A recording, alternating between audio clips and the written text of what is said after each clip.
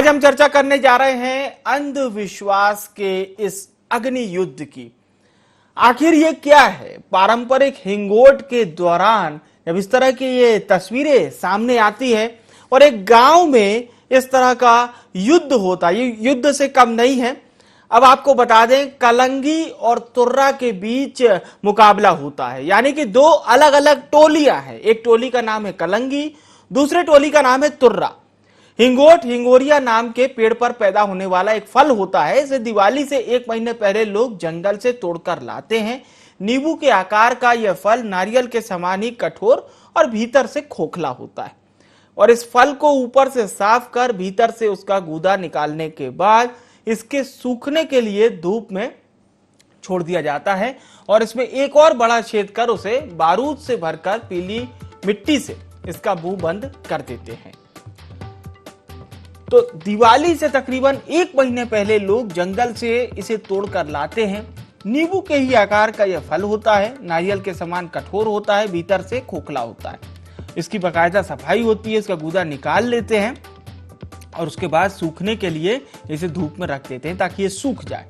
एक और बड़ा छेद कर उसे बारूद से भरकर पीली मिट्टी से मुंह बंद कर दिया जाता है। हिंगोट के दूसरे छोर पर छोटा छेद कर बारूद की बत्ती लगाई जाती है। इस तरह तैयार हुए हिंगोट पर 8 इंच लंबी बांस की कीमची बांधी जाती है ताकि, और नवरात्र के पहले से ही योद्धा इसे तैयार करने की तैयारियां शुरू कर देते हैं। हालांकि इस दौरान सुरक्षा के कड़े इंतजाम भी होते हैं प्रशासनिक तौर पर, और पूरी सुरक्षा और इंतजाम की जिम्मेदारी प्रशासन की रहती है। प्रशासन अपना पूरा सहयोग इसमें करता है। तो ये विशेष हिंगोट का खेल है जो कि गोवर्धन पूजा के दिन होता है और इसमें बहुत बढ़ चढ़कर स्थानीय हिस्सा लेते हैं।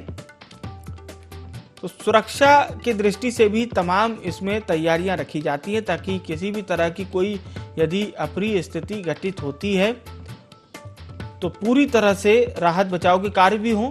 लेकिन इस खेल को लेकर जितना विवाद अभी तक रहा है, हालांकि इस पर किसी प्रकार का कोई बैन नहीं लगा है, यानी कि प्रशासन इस खेल पर अपनी नजर तो बनाए रखता है पर अपनी सहयोग भी देता है और सुरक्षा के कई इंतजाम भी प्रशासन की ओर से किए जाते हैं इस खेल को लेकर।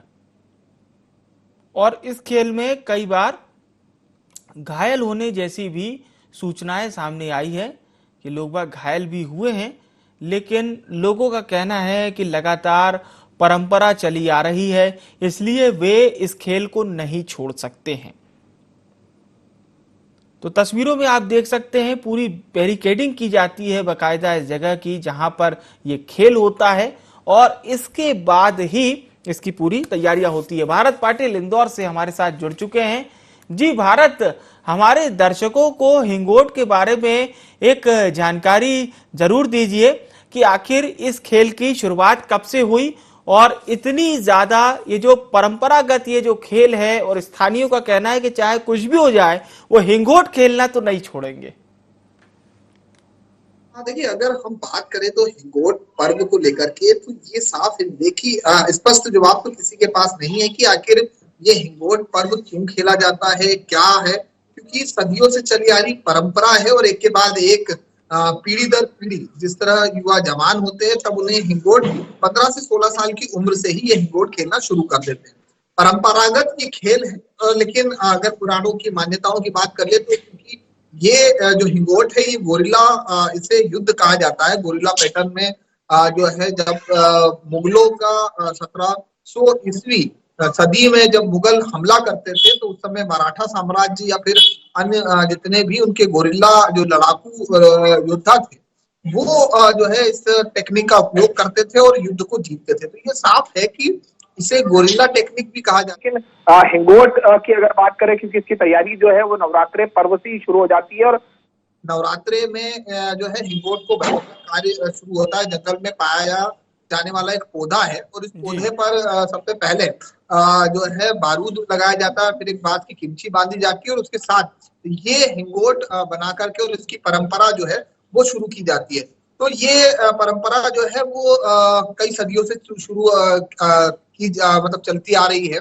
और इसमें खास विशेष बात, क्योंकि ये खूनी खेल है और कहीं ना कहीं सकारात्मक इसकी जो सोच हम लोगों की देखते हैं, लड़कों की देखते हैं, युवाओं की, तो वो साफ दिखती है कि उनकी जो मनोवृत्ति है ये सिर्फ परंपरा और आस्था के नाम पर है, क्योंकि इसमें कई लोग चोटिल होते हैं और अभी भी इस हिंगोट में लगभग 5 लोगों के घायल होने की जानकारी मिली है। लेकिन प्रशासन की तरफ से वो तमाम सुविधाएं मुहैया कराई गई थी, बैरिकेडिंग कराई गई थी। दोनों ही ये गांव हैं, रूहानी और बात करें गौतमपुरा, तो दोनों ही गांव के जो लोग हैं आपस में हिंगोट जी। खेलते हैं। लेकिन सबसे अच्छी चीज जो है इसमें किसी तरह की हार और जीत नहीं है विवेक, ये सिर्फ खेल की दृष्टि से, एक परंपरागत की दृष्टि से और एक भाईचारे की दृष्टि से खेला जाता है।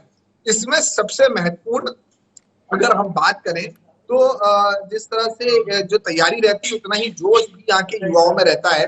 हमने यहाँ के 55 वर्षीय बुजुर्गों से भी बात की, मंदिर के जो पुजारी है गुजर परिवार से, उनसे भी हमने चर्चा की, तो उनका भी ये साफ कहना था कि ये बाप दादाओं के चली आ रही प्रथा है और इस प्रथा को आज भी जिंदा रखा हुआ, क्योंकि हालांकि कोरोना काल था और कोरोना काल के समय जरूर हमने कई पर्व नहीं बनाए, ऐसे एक हिंगोट भी पर्व है, लेकिन इस साल कुछ अलग उत्साह दिखा। प्रोटेक्शन के लिए हमने देखा है कि हाथ में भाले, जिस तरह से पुराने युद्ध हुआ करते थे और उस पुराने युद्ध में हाथ में जिस तरह से ढाल रहती थी बचने के लिए, उस तरह की ढाल भी ये जो है उसका इस्तेमाल करते हैं। अच्छा, मुझे ये बताइए भारत की ये हिंगोट का ये जो युद्ध है, हिंगोट का ये जो खेल है, इसे देखने के लिए क्या बाहर से भी लोग आते हैं?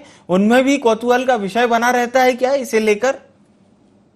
बिल्कुल, देखिए ये गौतमपुरा गांव की जब ये शुरुआत हुई थी हिंगोट पर्व को, अब ये आश्चर्य होगा जानकर कि ये छोटे से गांव का, जहां पर 6000 की आबादी वाला ये जो गांव है, यहाँ पर इस हिंगोट पर्व को खेला जाता है। और इस हिंगोट पर्व को ना कुछ देश में ही, देश के अन्य लोग भी बाहर से भी इसे ऑनलाइन देखते हैं और इस पर्व को जो है विदेशों में भी जाना जाता है। छोटे से गांव को विदेशों तक ये खेल जो है हिंगोट का मशहूर है और ये वाकई दौर के लगभग 40 गांव के लोग तो यहाँ पर पहुंचते ही हैं। लेकिन परंपरागत जैसे जैसे इस गांव से लोग कहीं और बसने लगे या फिर बाहर तक पढ़ाई के लिए जाने लगे, लेकिन आज भी उनकी जो परंपरा है, जो आस्था है हिंगोट के प्रति और इस पर्व के प्रति, क्योंकि ये अपने आप को आत्मनिर्भर और कहा जा सकता है कि स्वाभिमान और सुरक्षा के लिए जो है ये युद्ध खेला जाता था, उसको हिंगोट को कहा जाता था। और इसमें जितने भी योद्धा भाग लेते हैं, लगभग तकरीबन 60 योद्धा एक गांव से जो है इसमें भाग लेते हैं और हर साल ये खेलते हैं, तो दूर दराज से देखने के लिए लोग इन्हें पहुंचते हैं। तो ये एक प्रसिद्ध और परंपरागत खेल के रूप में हिंगोट को लिया जाता है। हिंगोरिया करके जो फल आता है उसकी एक अद्भुत एक तैयारियां होती है और आप देखिए टेक्नोलॉजी बढ़ गई है, तमाम इक्विपमेंट के साथ अब कई फायर और इक्विपमेंट आ गए, लेकिन आज भी उस परंपरा को जीवित रखने के लिए उस फल में बारूद भरना, बारूद में किमची लगाना और फिर वो जब फायर होता है तो एक अलग ही जो है उत्साह के साथ इस हिंगोट पर्व को खेला जाता है। हालांकि प्रशासनिक व्यवस्थाओं की मैं बात करूं तो इस बार प्रशासन ने कैमरों की व्यवस्था रखी गई है। कैमरों के साथ साथ अगर हम बात करें तो पूरे इलाके की बैरिकेडिंग की गई है, ताकि बाहर जो दर्शक देखने आए हुए हैं वो किसी तरह चोटिल ना हो, क्योंकि ये फायर में हवा में उड़ते कई किलोमीटर तक जाते हैं, तो इस कारण कोई घटना दुर्घटना ना हो इसका विशेष ध्यान रखा गया है। और खास तौर पर वहां पर डॉक्टरों की टीम मौजूद है, 10 डॉक्टर, नर्सेस और तमाम एम्बुलेंस और ऑक्सीजन, यहाँ तक की फायर की भी टीम मौजूद है। अगर इस आग चिंगारी निकलने के बाद में कहीं कोई घटना होती है, आगजनी होती है, तो तत्काल फायर की टीम भी जो है उसको नियंत्रण कर सके। हालांकि अभी 5 लोगों को मामूली चोटें आई हैं जिनका प्राथमिक उपचार किया गया है, लेकिन परंपरा और आस्था है, ये परंपरा और आस्था है कि इस तरह से हिंगोट खेलने से ये गौतमपुरा के लोग जो है वो ये साबित करना चाहते हैं कि आज भी जो योद्धा है वो जो है गौतमपुरा में मौजूद है और उस गौतमपुरा में योद्धाओं का, जो वीरों का जो है उन्हें ये गांव कहा जाता है। तो हिंगोट का यह पर्व है, तो तमाम प्रशासनिक व्यवस्थाओं के साथ जो है हिंगोट का पर्व की शुरुआत हुई है। यहाँ पर देव नारायण भगवान जो विष्णु का अवतार है, उनकी यहाँ पर पहले वो माथा टेकते हैं, पूजन करते हैं और पूजन के बाद में हिंगोट पर्व के लिए जो है इसकी शुरुआत की जाती है। तो दोनों ही गांव के बीच एक अलग ही परंपरा है, ना हार है ना जीत है, लेकिन भाईचारे का संदेश और भाईचारे के साथ ही ये हिंगोट का पर्व जो है मनाया जाता है।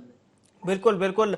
बहुत विस्तार से आपने जानकारी दी भारत, और नजर भी बनाए रखिएगा इस हिंगोट खेल पर, क्योंकि लोगों के लिए बड़ा कौतूहल का विषय है। और क्या होता है ये हिंगोट, ये भी हम दिखा रहे हैं कि इस हिंगोट में आखिर क्या होता है, किस तरह से ये हिंगोट खेला जाता है।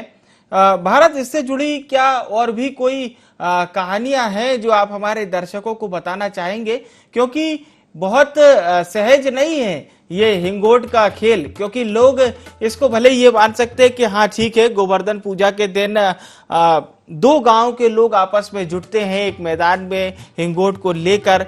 लेकिन मैं आपसे एक बात और जानना चाहूंगा, एक तो इसके परंपरा की शुरुआत का भी बताइएगा, और कितनी तैयारियां इस हिंगोट के खेल को लेकर की जाती है, मतलब स्थानीय स्तर पर कितनी तैयारियां होती है, जैसे हम दीपावली और अन्य त्योहारों को लेकर देखते हैं।